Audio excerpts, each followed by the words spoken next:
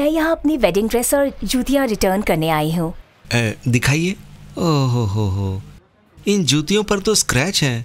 Designer शू है ये, आपको रिस्टोरेशन फी पे करनी पड़ेगी। अब रेस्टोरेशन फी पे करनी होगी मतलब? पहनने में हल्का स्क्रैच लगना तो नॉर्मल बात है। अरे मैडम, शादी का माल है, हमें आगे भी तो रेंट करना है। ये निशान वाली जूतियां अब कौन रेंट करेगा? इसका बाजार में भाव देखो आप, 10,000 पे करने पड़ेंगे आपको। 10,000? क्या मजाक है? मजाक आप कर रही हैं हमारे साथ। पे नहीं कर सकती तो शादी की ही क्यों? ना ही अदिति के पास इतने पैसे थे और ना ही उसने अपनी मर्जी से शादी की थी, लेकिन किसी को भी अदिति को इस तरह जलील करने का कोई हक नहीं था। पैसे ना होने की वजह से अदिति इस वक्त बेइज्जती सहने के लिए मजबूर थी। घर जाकर वो पैसे मांगना नहीं चाहती थी। उसे लग रहा था कि कोमल और संजना ने जानबूझ के उसे इस मुसीबत में फंसाया है। अब क्या करूं? अभी तो मेरी सैलरी भी नहीं आई, सब माँ के इलाज में खर्च हो गया। जरूर ये स्क्रैच संजना ने ही लगाए होंगे। अच्छा हुआ ड्रेस बच गई, नहीं तो इसका भी पैसा देना पड़ जाता। किस मुसीबत में फंस गई मैं। मैम जल्दी पे कीजिए, और भी कस्टमर्स हैं। अंकल, ये भाड़े की जूतियां मेरे बीवी के पैरों में आना डिजर्व नहीं करती। आप जरा वो वाला आपका लेटेस्ट माल दिखाइए ना। अदिति ने पीछे मुड़कर देखा, वहाँ रेहान खड़ा था। अदिति को इस वक्त सहारे की जरूरत थी और रेहान को वहाँ देखकर उसने राहत की सांस ली। सर वो लाख रुपए वाला लिमिटेड एडिशन है। मेरी वाइफ भी तो लिमिटेड एडिशन है, दे दीजिए, हम तो वही लेंगे अभी। लेकिन रेहान, 1 लाख रुपए बहुत ज्यादा होते हैं।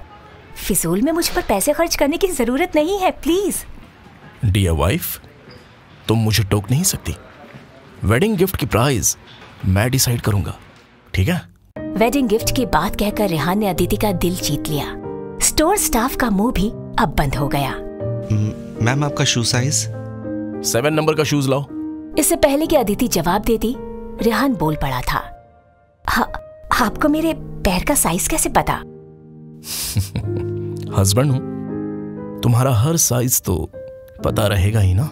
रेहान की नॉटी बातें सुनकर अदिति ब्लश करने लगी। तभी स्टोर स्टाफ वो इम्पोर्टेड शूज लेकर आ गया। रेहान की जिद के आगे अदिति की एक नहीं चली। अब खड़े ही रहोगे या ये लॉन्ग बूट्स पहनाने में मदद भी करोगे? लगता है तुम्हारे मैनेजर से कंप्लेंट करनी पड़ेगी। अच्छा रुको, ये काम भी मैं ही कर देता हूँ। रेहान अपने एक घुटने पर बैठा और उसने अदिति की सैंडल निकालकर उसका पैर अपने घुटने पर रख लिया।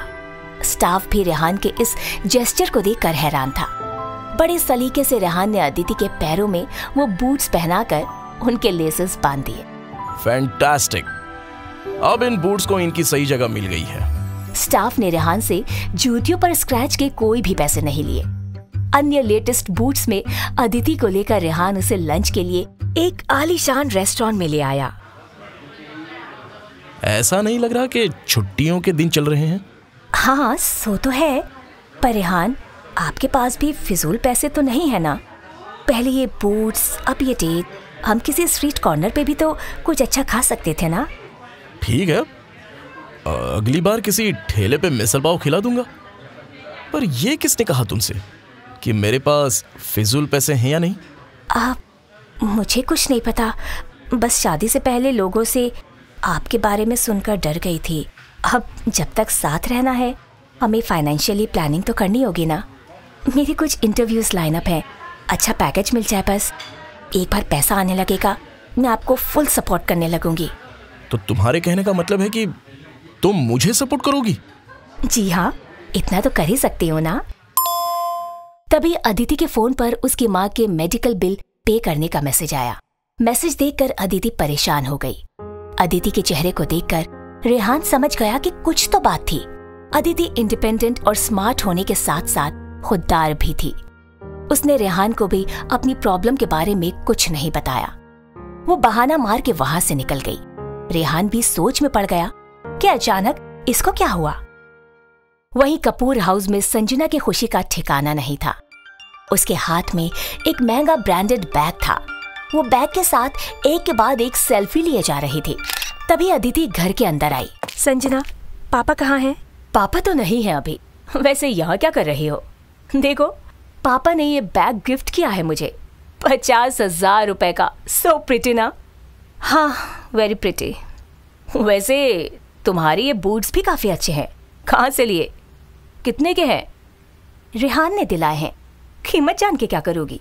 ओह, एक दिन में ही तुमने उसे जोरू का गुलाम बना लिया। देखो संजना, मैंने तुम लोगों के कहने पर उससे शादी कर ली। तुम लोगों ने प्रॉमिस किया था कि शादी के बाद 10 लाख रुपए दे दोगे। प्लीज वो ट्रांसफर कर दो, मुझे माँ का ऑपरेशन जल्द से जल्द करवाना है। पैसे देने की बात सुनकर संजना का ध्यान उन बूट से हटकर अदिति पर आ गया, लेकिन उसे समझ नहीं आ रहा था कि वो अदिति को क्या जवाब दे।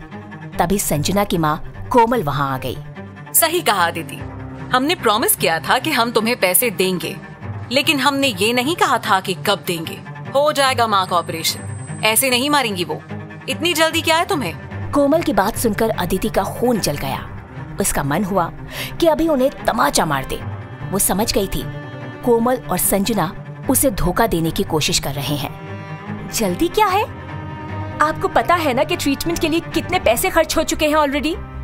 अभी कितना इंटरेस्ट भी देना है मुझे। मैं लिटरली कर्जे में डूब चुकी हूँ। तो डूब जाओ, ये तुम्हारी प्रॉब्लम है, हमारी नहीं। संजना, मैंने तुम्हारे लिए रेहान से शादी की है और बदले में तुम्हें मेरी यही प्रॉब्लम सॉल्व करनी थी। रुको, मुझे तुम लोगों से बात ही नहीं करनी। पापा कहाँ है? मुझे उनसे अभी मिलना है। तुम्हारे पापा बिजी हैं, कोई तुम्हारी तरह खाली नहीं है यहाँ। किसी भी वक्त मांगने चली आती हो, जोंक की तरह हमारा खून चूस रही हो इतने सालों से। मैं खून चूस रही हूँ? मेरी माँ जब पापा से अलग हुई थी तो उन्होंने उनसे एक पैसा नहीं मांगा। मैंने खुद अपने दम पर स्कॉलरशिप से अपनी पढ़ाई पूरी की है। चुपचाप मुझे मेरे पैसे दे दो, फिर मैं यहाँ से जा रही हूँ। और जल्दी पापा को बुलाओ। अदिति ने अपनी बात खत्म भी नहीं की थी कि अचानक कोमल ने अदिति के गाल पर जोर का तमाचा जड़ दिया। तुम्हारी हिम्मत कैसी हुई मुझसे इस तरह ऊंची आवाज में बात करने की? चलो निकलो यहाँ से, अभी के अभी। कोमल ने अदिति को धक्के मारकर घर से बाहर निकाल दिया। इस घर का दरवाजा अब उसके लिए बंद हो चुका था। वो अपने उतरे हुए चेहरे से घर के बंद दरवाजे को देखती रही। उसकी माँ के जिंदा रहने की उम्मीद अब ना के बराबर थी।